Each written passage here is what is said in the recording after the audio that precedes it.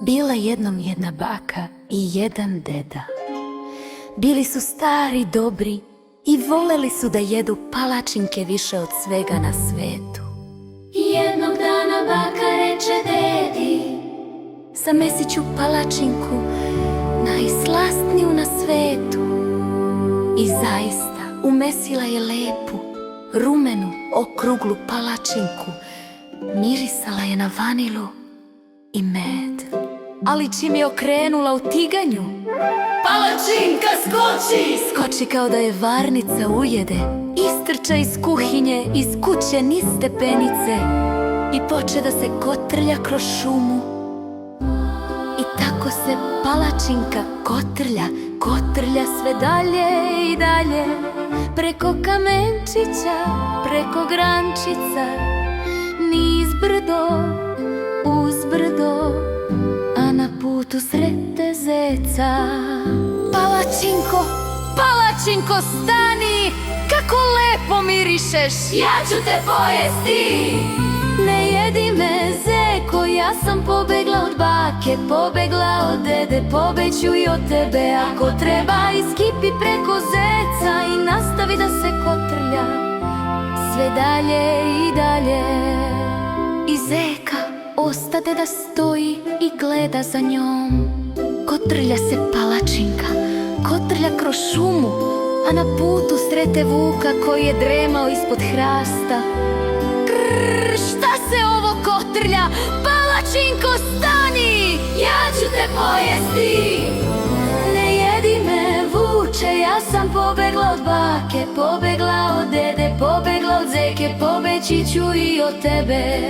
I dok je vuk pokušao da je šapom dohvati, ona se provuče i nastavi dalje. Kotrlja se palačinka, kotrlja niz brdo, sve brže i brže, a na putu srete medveda koji je jeo maline. Palačinko, ja sam veliki i gladan, ja ću te pojesti! Najedi me, medo! Ja sam pobegla od bake, pobegla od dede, pobegla od zeke, pobegla od vuka, pobeći ću i od tebe. I dok je medved pružio šapu, ona se otkotrlja niz brdo još brže. Kotrlja se palačinka, kotrlja. Sad je već daleko u šumi, malo umorna, malo usporena i odjednom na stazi kraj jednog panja sretne lisicu. O, draga palačinko, kako si lepa, kako si rumena, kako divno mirišeš. Ali znaš, ja sam malo gluva, godine znaš. Popni mi se na nosić i otpevaj mi svoju pesmicu, da te lepo čujem, molim te. I palačinka, puna sebe, puna ponosa. Dobro, lisice, popeću ti se na nos. Pobegla sam od bake, pobegla od dede, pobegla od zeke, pobegla od vuka, pobegla od mede.